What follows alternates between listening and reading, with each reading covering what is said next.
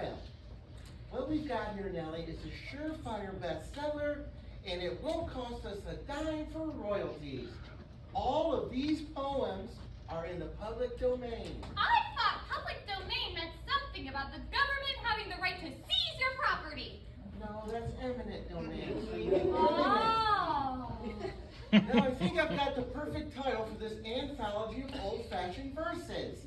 It will appeal to the young and the old of both sexes. Well, maybe just the very young and the very sexy and everybody else. Well, I think it was a fine idea to change up the poems when they were too sad or when anybody dies. The idea of getting out the sadness and death was my sister's. Where is she? I'd like her to hear this. Taylor, come on up here. We're working on the book again. So am I. I'm rewriting Wadsworth's Lucy. John's got a title for the anthology. Well, I think I've got a perfect title for this one. We'll call it Poems of Faith, Hope, Love, and Sex. That's in alphabetical order. Now, my experience in the theater as a play doctor has helped me a lot on this project. So let's not be afraid to cut things and change things. And as I've told you repeatedly before, let's not let historical fact get in the way of the comfort chair. Now, how have you fixed up Wadsworth's Lucy? Well, you know how it ends in the original. She lived alone, and few could know when Lucy ceased to be. But she is in her grave, and oh! The difference to me! We'll dry those tears. This is how I fixed it. She lived alone, and few could know when Lucy married me. But we were wed in June, and oh, the difference to me! Love it! Good, that takes the loneliness out of it. Now, do you both remember the poem that begins, "We are lost!" shouted the captain as he staggered down the stair. Now, a captain should never alarm his passengers like that. Now, how about we change it happier beginning to, "We're in port!" shouted the captain as he staggered down the stair. But are you going to let him stagger? Of course, the way I see it, we ought to leave as much as we can in these old-fashioned poems as long as they stay cheerful. Faith, hope, love, and sex. Where's the sex? Now, I've changed Longfellow's Village Blacksmith and got some sex into that. Listen. Under a spreading chastity, the village smoothly stands. A suave and naughty man is he, with soft and sensuous hands. I love it! Look at the changes that I made to Leonhardt's Jenny Kissed Me. Let's see, that begins, "Jenny kissed me when we met, jumping from the chair she sat in." Go ahead and read what you've got. I shifted the scene to the Metropolitan Opera House. Jenny kissed me at the Met, lifting up the chair. I sat in. I guess it's the old thing! Have you got anything else? Oh, well, let's all put our heads together for that poem by Thomas English about Alice Ben Bolt. Well, that's not her last name. The poem begins, "Don't you remember sweet Alice, comma, Ben Bolt, comma." There's a comma there, sweetie. We don't know her last name. The author is trying to tell Ben Bolt about Alice. I never knew that! Now, how does the poem end the way Thomas English wrote it? In the old churchyard in the valley, Ben Bolt, in a corner, obscure and alone, they have fitted a slab of granite survey, and Alice lies under the stone. I don't want her to be dead. Why can't we say, "And Alice lies on the stone"? Too, said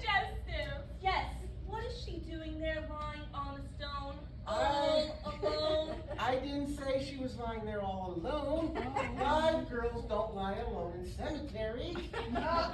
You know that. We've got to leave something to the reader's imagination. Well, I think I fixed up Barbara Frenchie so it'll appeal to young people. I'm taking 66 years off of her age. Good God!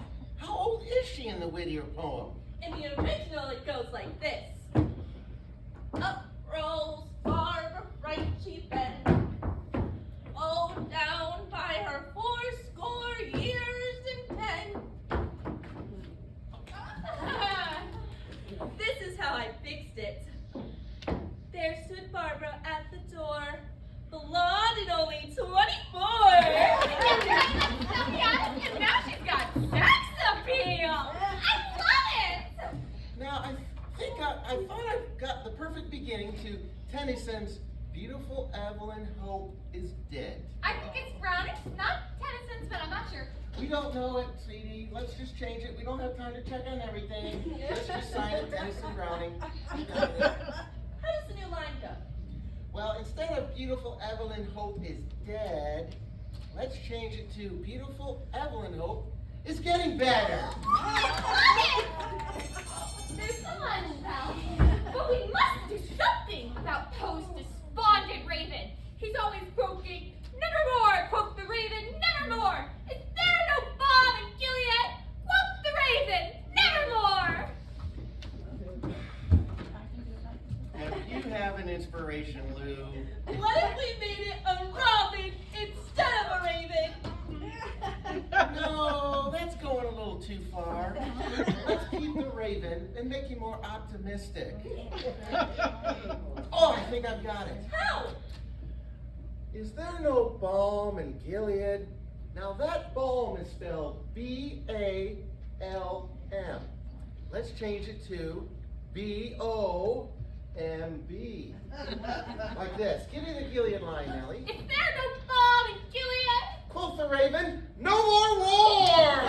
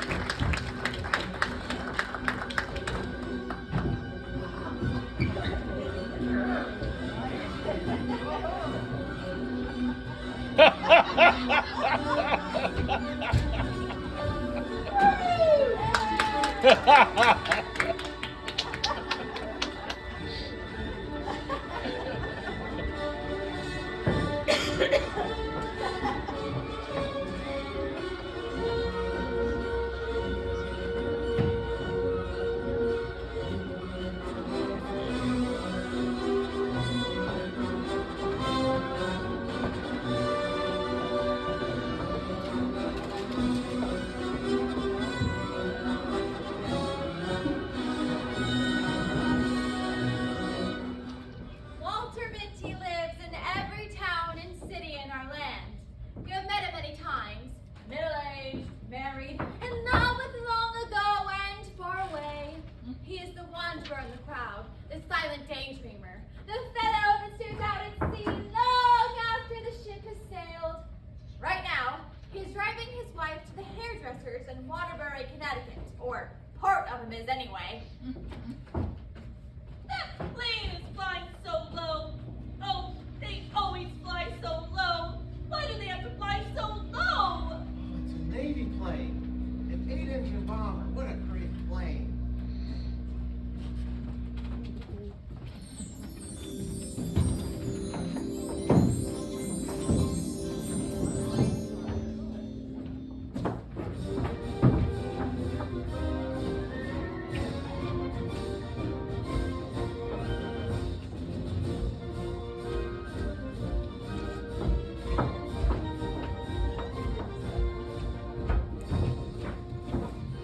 We'll never make Oh, this it. is the worst storm in 20 years of naval history. We'll never reach our target in this weather. We're going through. The object is to reach the enemy's North Atlantic fleet. We will not turn back. Commander Smitty's voice was like thin ice breaking. He wore his full dress uniform with a heavily braided tan cap, pulled down raked engine, sir, is brewing for a hurricane, if you ask me. I'm not asking you, Lieutenant Berg. Turn on the power lights. Rev her up to 9,500. We're going through. The commander stared at the ice forming on the pilot's window. He walked over and twisted around complicated dials. Switch on number 8 auxiliary. Switch on number 8 auxiliary. Switch on number 8 auxiliary. Navy operations. Clear all channels. Priority A1. MIDI commanding. Navy plane SN-202. Ceiling 30.2 below. Flash falling. Winds 135 mph. Approaching target. Turn on number 3 turret. Turn on number 3 turret. Turn on number 3 turret. Sir, it's the emergency ice barrier. They're crevulating. Let them The crevulate. old man will get us through. The old man ain't afraid of hell. The old man straight armed to death, ain't he? Oh, target sighted. Douse all lights. Countdown. 5, 4, 3, 2, 1. Bombs away.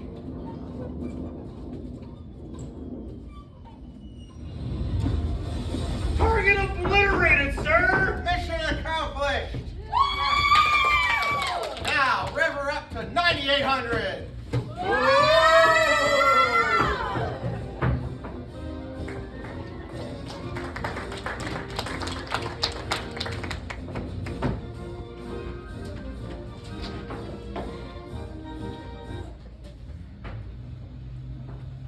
You're driving so fast! What are you driving so fast for? Stop driving so fast! What did you say? You were up to 55! You know I don't like to go more than 40! You were up to 55! Ex-Commander Walter Manage roll on towards Waterbury in silence. The roaring of the SN-202 through the worst storm in 20 years of Navy flying, fading in the remote, intimate airways of his mind. You tensed up again. You're talking to yourself again. Oh, it's one of your days. I wish you'd let Dr. Renshaw look at you. Stop! Stop here! This is the hairdressers. You know I'm going to the hairdressers today. Oh, yes. And I need you to put on your gloves. It's cold outside. And I need you to get the puppy biscuits. I need you to get, I need you to get your overshoes. Do you want to catch your death? And here's the list of all the other items I want you to buy. Don't lose it. Oh, I wish you let Dr. Renshaw look at you. Maybe Dr. Renshaw is in his office right now.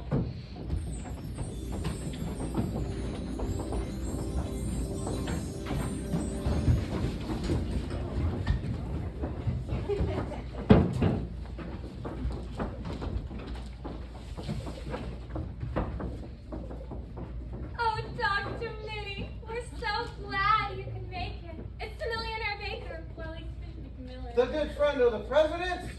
That's why I was reached through the White House and flown here in the president's private plane. You were performing a postmortem on Admiral Carrington, weren't you? Yes, a prefrontal took a bit of doing.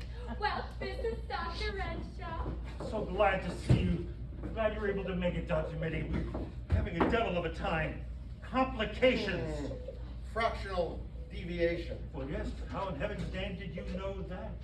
By the way, this is my assistant, Dr. Benbow. This is Dr. Rivington. He's from New York, and from London, Mr. Richard Mitford. All of us could use your consultation, sir. Glad to be of service. Shall we proceed? I read your paper on streptothoracosis. A brilliant performance, sir. Thank you. I didn't know you were in the States, Mitty. I closed the step for bringing me and Mitford up here for old tertiary. You're all too kind. The anesthesia is cyclopropane 202, I assume. Precisely. But I'm afraid that new and complicated anesthetizing machine. Oh no! The box! It's crevulating! There's no one on this side of San Francisco who can fix it! Steady, everyone.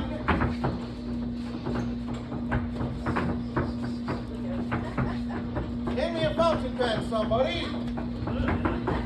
Never mind, I shall use my own.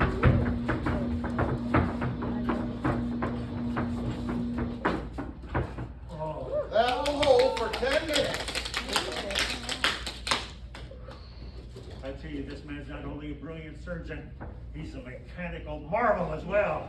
But we shall have to work fast. Good Lord, can you come here a moment, Dr. Remington? Holy Coriolis!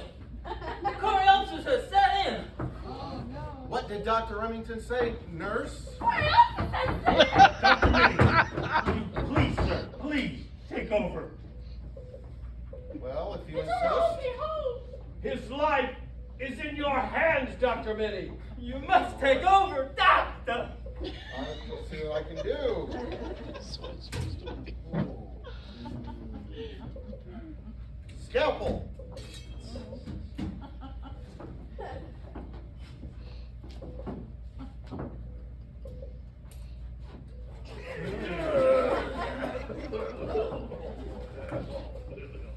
Forceps.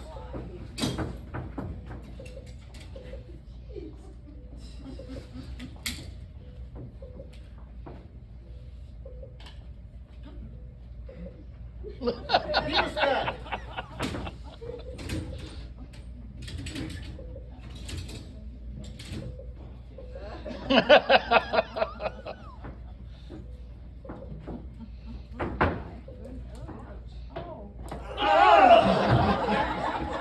Suture.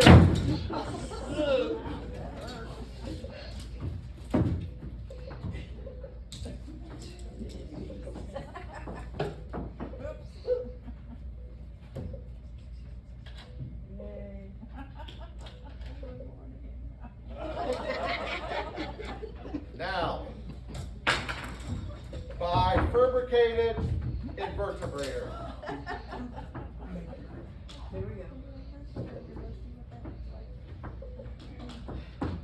That complicated instrument hasn't been used since they operated on the Duke of Earl for obsteosis of the ductal tract.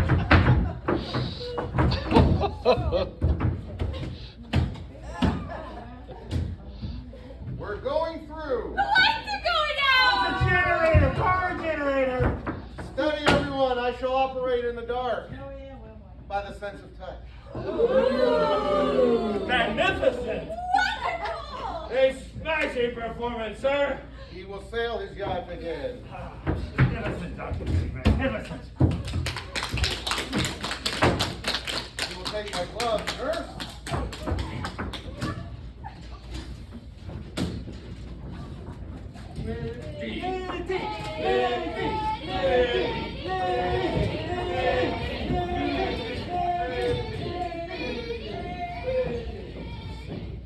Kleenex, toothpaste, razor blades, no.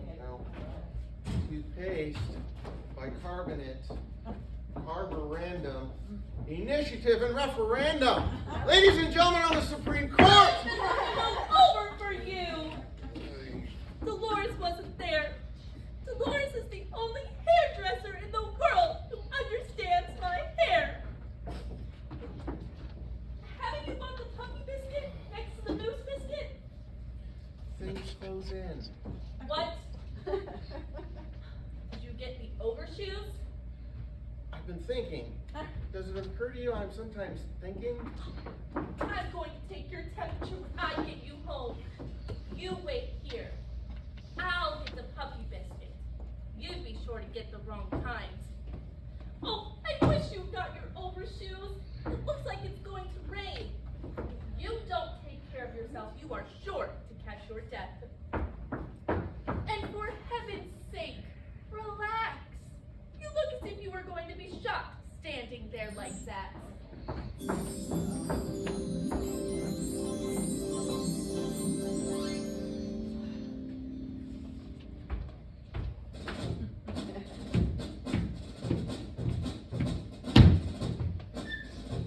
Mr. Mitty, do you wish to be blindfolded? To hell with the blindfold.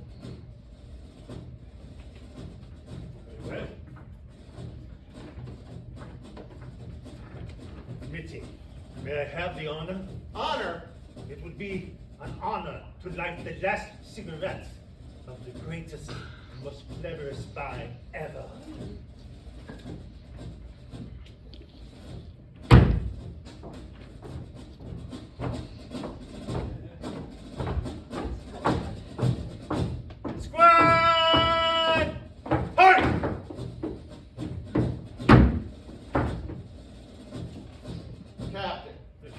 extend me the traditional courtesy of giving the last commands to the firing squad. Jawohl. You will take your orders from Lieutenant Commander Nitti. Present arms. Port arms. Right shoulder arms. Right face. Forward march.